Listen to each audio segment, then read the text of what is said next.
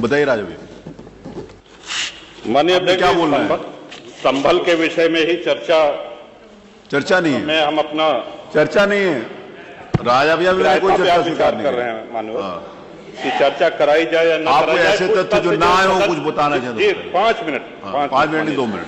कुछ तथ्य जो इस सदन में रखे गए, इसके बाद आपको उनको भी सूचना दी है, तो श्रीमान वो आपत्तिजनक है। कुछ बिंदु मैंने भी नोटिस है। इस सदन की कार्रवाई लाइव देखी जाती है, रिकॉर्ड रहता है। माननीय नवाब साहब हमारे बहुत अच्छे मित्र हैं, साथ में मंत्रिमंडल में भी रहे। पहली बात तो यह स्पष्ट हो जानी चाहिए कि जो सर्वे हो रहा है वो न्यायालय के आदेश पे हुआ है, और जितने लोग बोले हैं इन्होंने पत्थरबाजी का कोई जिक्र, कोई चर्चा नहीं की। अब हम एक चीज तो ये भी जानना चाहेंगे कि क्या पत्थरबाजी करने से न्यायालय का आदेश बदल जाता है? अगर न्यायालय ने किसी सर्वे का आदेश दिया तो उस आदेश को पलटने के लिए क्या तरीका है? उससे बड़ी अदालत में जाएं कि सड़क पे खड़े होकर के पत्थर प्रशासन के ऊपर और पुलिस के ऊपर चला जाए। आज तक कभी प्रशासन का निर्णय, न्यायालय का निर्णय इससे बदला हो? तो दूसरा श्रीमान, पुलिस और प्रशासन के लोग जो घायल हुए हैं उनके प्रति किसी ने कोई पीड़ा, कोई चिंता व्यक्त नहीं करी।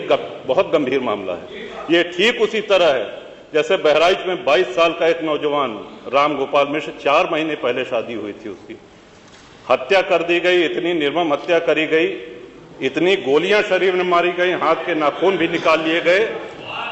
अपराध क्या था कि उसने अपने धर्म का एक झंडा लगा दिया। श्रीमान, इसी चर्चा में एक बड़ा रोचक तथ्य सामने आया। माननीय नवाब साहब ने कहा कि कुंदरकी में लूट हुई है, लूट करके, वोट लूट करके ये विधायक बन गए हैं, वरना कुंदरकी में 65% मुसलमान हैं, 35% हिंदू हैं, तो रामवीर सिंह कैसे जीत जाता?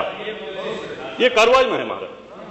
तो माननीय, एक सवाल हम ये भी करना चाहते हैं कि जिन विधानसभाओं में मुस्लिम मतदाता की संख्या हिंदू से कम है, क्या वो लूट करके विधायक बन के आते हैं? या क्या हिंदू बाहुल्य जो विधानसभाएं हैं वो मुसलमान को वोट नहीं देती? इस हिसाब से तो यही लगता है कि सबसे बड़ा आश्चर्य धरती का यही हो गया कि जब 65% मुस्लिम है तो हिंदू कैसे जीत गया? आज पहला दिन है इन लोगों का सदन में। हमने अनुरोध किया था जो नए सदस्य जीत के आए हैं कम से कम परिचय करा दें, हम लोग भी पहचान लें। हमारा कोई परिचय नहीं है रामवीर जी से, लेकिन वो निर्वाचित सदस्य हो चुके हैं, सदन के सम्मानित सदस्य हैं, उनका इस तरह से अपमान करना, उनको लुटेरा कहना, ये तो आपत्तिजनक है। और सर्वे हम बोल रहे तो आप बोले।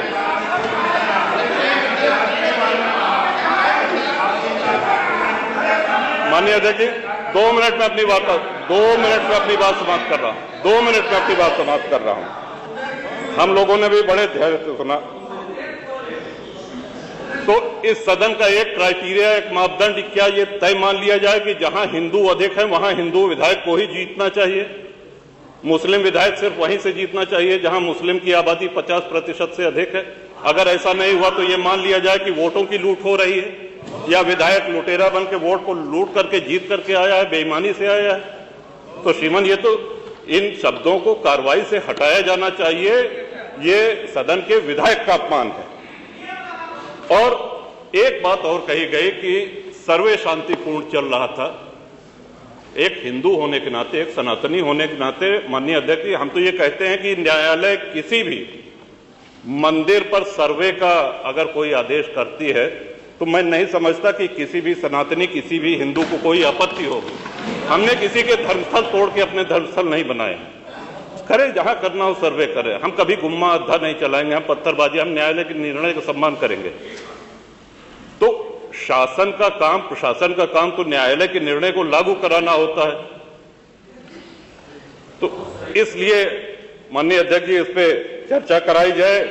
चर्चा में भाग लेने की इच्छा इधर भी है, इधर भी है, बहुत से लोगों की है, और चर्चा कराई जाएगी तो बहुत सी सच्चाइयां सामने आएंगी। बहुत बहुत